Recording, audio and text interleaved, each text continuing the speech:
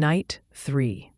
Today was a sad, rainy day, without one clear moment, just like my future old age. Strange thoughts are pressing on me. Dark feelings, questions that are still not clear to me, are crowding into my head, and somehow I have neither the strength nor the wish to answer them. It is not for me to answer all this. Today, we will not see each other. Yesterday, when we said goodbye, clouds began to cover the sky and a mist rose. I said that tomorrow would be a bad day. She did not answer. She did not want to say anything against herself. For her, this day is bright and clear, and not one little cloud can cover her happiness. If it rains, we will not see each other, she said. I will not come. I thought she would not even notice today's rain. And yet she did not come. Yesterday was our third meeting, our third white night. But how joy and happiness make a person beautiful. How the heart boils with love. It seems you want to pour all your heart into another heart. You want everything to be happy, everything to laugh. And this joy is so infectious. Yesterday there was so much sweetness in her words, so much kindness for me in her heart. How she cared for me, how she was tender with me, how she encouraged and warmed my heart. Oh, how much coquetry there is in happiness. And I accepted everything as pure truth. I thought that but my God, how could I think that? How could I be so blind when everything is already taken by another? Everything is not mine. When at last, even this same gentleness of hers, her care, her love, yes, love for me, was nothing more than her joy about her soon meeting with another man, her wish to make even me share her happiness. When he did not come, when we waited for nothing, it was she who became serious. She was the one who grew shy and frightened. All her movements, all her words became less light, less playful and cheerful. And strange thing, she gave me even more attention, as if she wanted, without thinking, to pour onto me what she wished for herself, what she was afraid to lose if it did not happen.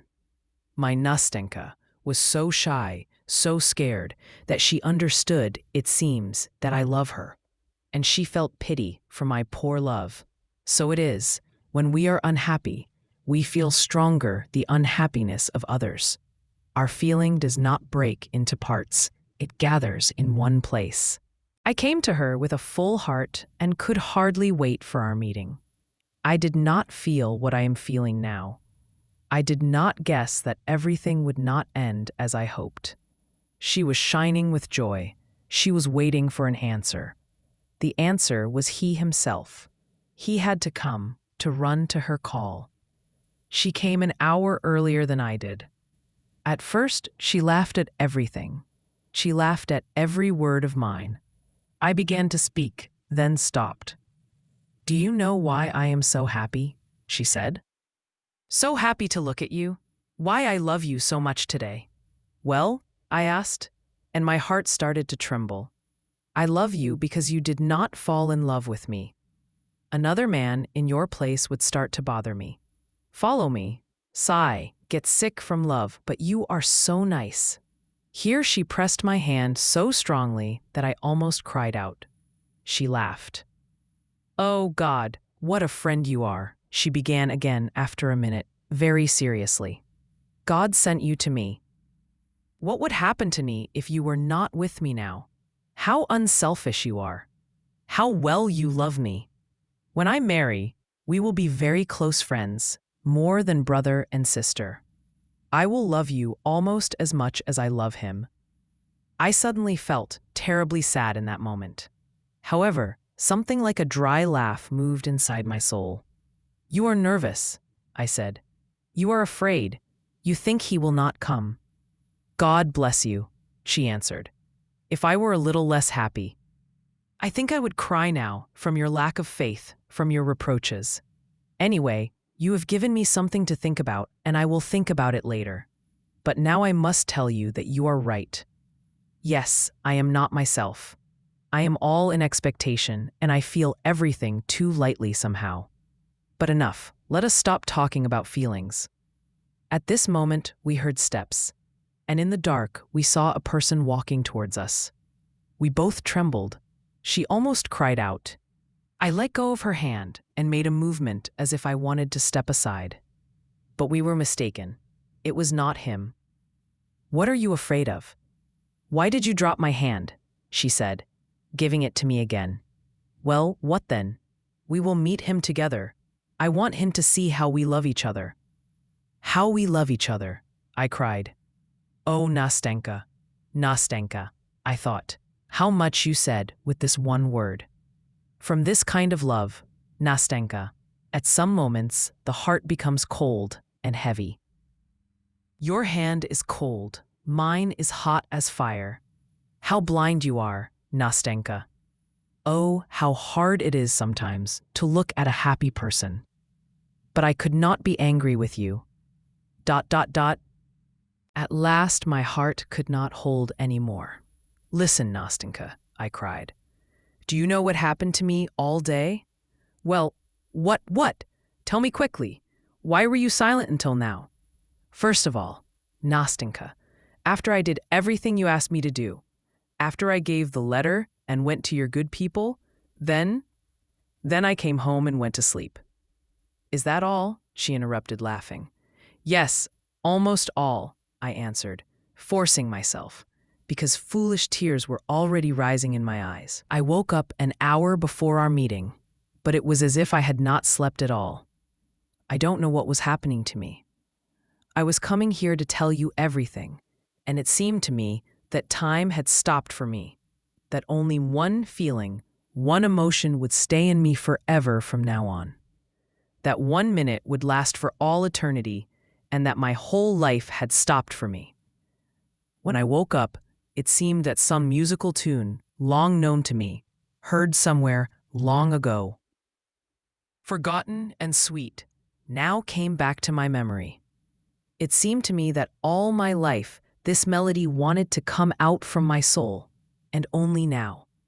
Oh my God, interrupted Nastenka. How is that? I do not understand a word. Oh, Nastenka, I wanted somehow to show you this strange feeling. I began in a sad voice, where there was still a small hope, though very far away. Stop, that's enough, she said, and in one moment she understood everything. Little clever fox. Suddenly, she became unusually talkative, cheerful, playful. She took my arm, laughed, wanted me to laugh too, and every confused word of mine made her laugh louder, longer, with a clear, ringing laugh. I began to get angry. She suddenly started to flirt. Listen, she began. I am even a little offended that you did not fall in love with me. Try to understand such a man after that. But still, my strict gentleman, you must praise me for being so simple. I tell you everything. Absolutely everything, no matter what silly thought comes into my head. Listen, it is 11 o'clock, I think, I said, when the slow sound of a bell reached us from a far city tower. She suddenly stopped laughing and began to count. Yes, 11, she said at last in a timid, unsure voice. I at once regretted that I had frightened her, made her count the hours, and I cursed myself for my angry fit. I felt sorry for her, and I did not know how to correct my fault. I began to calm her, to find reasons for his absence, to bring different arguments, proofs.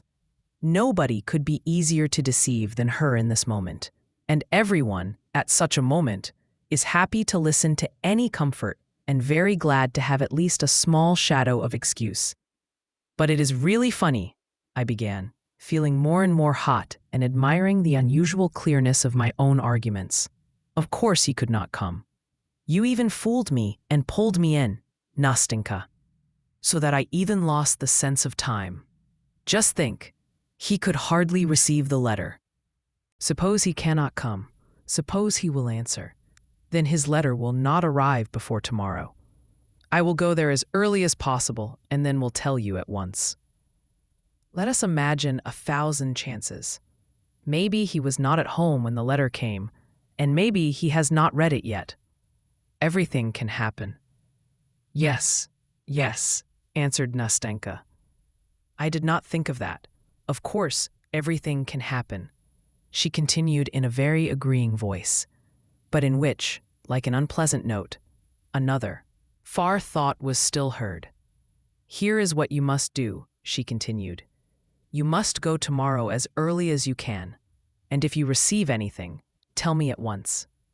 You know where I live, don't you? And she began to repeat her address to me. Then suddenly, she became so gentle, so shy with me. It seemed she was listening carefully to everything I was saying. But when I asked her some question, she kept silent, grew confused, turned her little head away from me. I looked into her eyes. Of course, she was crying.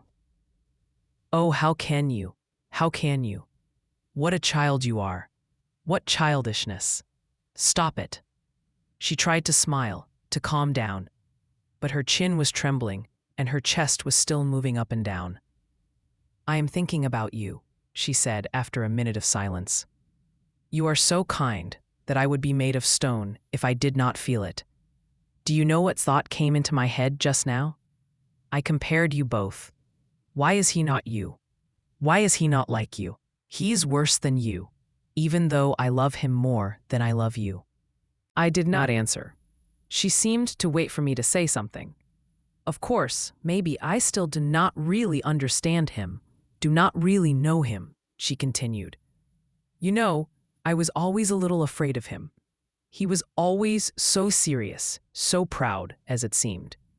Of course, I know that he only looks like that, and that in his heart there is more tenderness than in mine. I remember how he looked at me then, when I came to him with my bundle. Do you remember? But still, I somehow respect him too much, and that means, maybe, that we are not equal. No, Nastenka, no, I answered. That means that you love him more than anything in the world, and much more than you love yourself. Yes, let us say you are right, answered simple-hearted Nastenka. But do you know what else came into my head? Now I will not speak about him, but just in general. I have already thought about this a long time. Listen, why are we not all like brothers with each other? Why does the best man always seem to hide something from another and keep silent? Why doesn't he say at once, directly, what is in his heart, if he knows that his words will not be thrown into the wind? Instead, everyone behaves as if he is more severe than he really is, as if everyone is afraid to hurt his own feelings if he shows them too soon. Oh, Nastenka, you are right, but this happens for many reasons. I interrupted, myself in this moment, holding my own feelings more strongly than ever. No, no, she answered with deep feeling. You, for example, are not like the others. I truly do not know how to tell you what I feel. But it seems to me that you, for example, even now, it seems to me that you are sacrificing something for me, she added shyly, giving me a quick look. Forgive me if I say this to you. I am only a simple girl. I have not seen much of the world, and really, I do not know how to speak sometimes, she added in a voice trembling from some hidden feeling, trying at the same time to smile. But I only wanted to say that I am grateful, that I feel all this too. Oh, may God give you happiness for this. What you told me before about your dreamer, that was not true. That is, I mean, it is not about you at all. You are getting better. You are really a different person from the one you described. If you ever fall in love, may God give you happiness with her. And I wish nothing for her, because she will be happy with you. I know it. I am a woman myself, and you must believe me if I say this to you. She became silent and pressed my hand strongly. I also could not say anything from emotion. A few minutes passed. Yes, it seems he will not come today, she said at last, raising her head. It is late. He will come tomorrow, I said in the most confident and firm voice. Yes, she added, brightening. Now, I myself see that he will only come tomorrow. Well then, goodbye. Until tomorrow. If it rains, I may not come. But the day after tomorrow, I will come. I will surely come, whatever happens to me. You must be here. I want to see you. I will tell you everything. And then, when we said goodbye, she gave me her hand and said, looking straight at me, "We are together forever now, are we not?" Oh, Nastinka, Nastinka, if only you knew how alone I am now. When it struck 9 o'clock, I could not stay in my room. I dressed and went out, even though the weather was bad. I went there and sat on our bench. I almost went into their lane, but I felt ashamed and came back, without looking at their windows, not even going the last 2 steps to their house. I came home in such sadness as I had never felt before. What wet, dull weather. If the weather were good, I would walk there all night. But until tomorrow. Tomorrow she will tell me everything. Yet today there was no letter. Still, this is how it had to be. They are already together.